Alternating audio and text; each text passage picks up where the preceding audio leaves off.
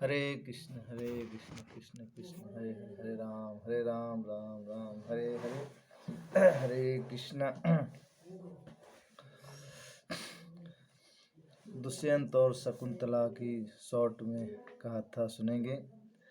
एक बार दुष्यंत वन में अपने कुछ सैनिकों के साथ शिकार खेलने के लिए गया। उधर वे बहुत दूर जब निकल गए तो वहाँ वे कड़व मुनि के आश्रम पर जा पहुँचे। उस आश्रम में क्या देखते हैं कि एक सुंदर कन्या सिंहासन पर बैठी हुई है और उसकी आंखों के समान अंग क्रांति और आश्रम उससे जगमगा रहा। बहुत सुंदर जो शकुंतला थी वो बहुत खूबसूरत कन्या थी। क्यों ना हो, क्योंकि वो अप्सरा और विश्वामित्र से प्रकट हुई थी, पैदा हुई थी। तो इतनी सुंदर कन्या को देखकर दुष्यंत मोहित हो गया और उनसे मीठी मीठी बातें करने लगा। कहता है, हे देवी, आप कौन हैं? क्योंकि जो राजा लोग होते हैं या जो क्षत्रिय होते हैं, वो कहते हैं कि किसी क्षत्रिय कन्या पे ही मोहित होता है और कहीं उसका मन नहीं जा सकता है। तो कहते मेरा पूरी तरह से आपके ऊपर आसक्त हो गया हूँ और आप अपना परिचय दीजिए। तब शकुंतला कहती हैं, आपका कहना सत्य है, मैं विश्वामित्र पुत्री हूँ। मेनका अप्सरा ने मुझे वन में छोड़ दिया था। इस बात के साक्षी हैं मेरा पालन पोषण करने वाले महर्षि कड़व वीर शिरोमणि। मैं आपकी क्या सेवा करूं?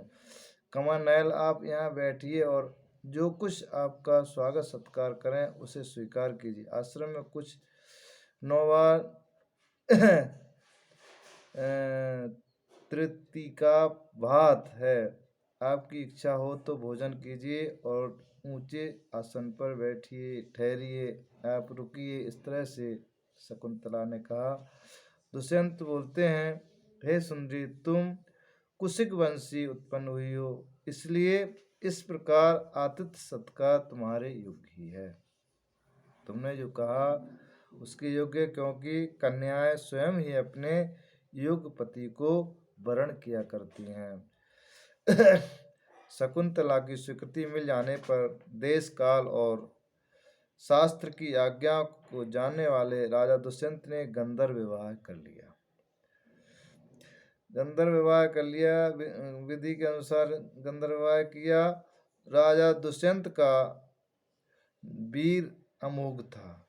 रात्रि वहाँ रहकर दुष्यंत ने शकुंतला के साथ संग किया और उसके दूसरे दिन सवेरे ही अपनी राजधानी चले गए।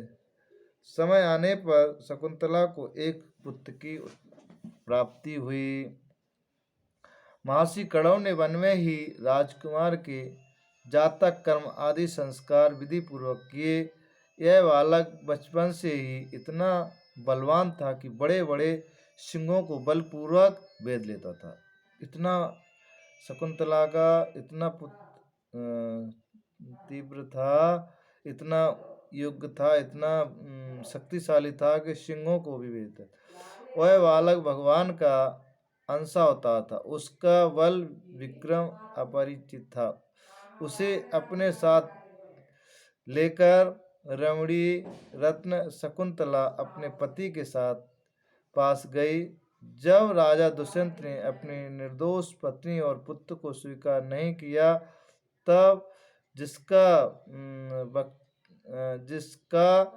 वक्ता नहीं दिख रहा और उसे सब लोगों ने सुना, ऐसे आकाशवाणी हुई, पुत्र उत्पन्न करने में माता तो केवल धोखनी के समान है। वास्तव में पुत्र पिता का ही है, क्योंकि पिता ही पुत्र के रूप में उत्पन्न होता है। इसलिए दुष्यंत, तुम शकुंतला का तिरस्कार ना करो। इस तरह से आकाशवाणी। अपने पुत्र का भरण पोषण करो। राजन, वंश की वृद्धि करने वाला पुत्र अपने पिता को नरक से उबार लेता है। शकुंतला का कहना बिल्कुल ठीक है। इस गर्व को धारण करने वाले तुम ही हो। परीक्षित, पिता दुष्यंत की मृत्यु हो जाने पर वह परम यशस्वी बालक चक्रवर्ती सम्राट हुआ। उसका जन्म भगवान के अंश से हुआ था। आज भी पृथ्वी पर उसकी महिमा ज्ञान किया जाता है। उसके दाहिने हाथ में चक्र चिन्ह और पैरों में कमलों का महाभिषेक की विधि से राजाभिषेक के पद पर उसका अभिषेक हुआ। भरत बड़ा शक्तिशाली राजा था। तो जो दोनों से उत्पन्न हुआ उसका नाम भरत था, जो आज भारत के नाम से जाना जाता है। तो भरत बहुत शक्तिशाली राजा हुआ, दुष्यंत और शकुंतला के मिलन से हुआ।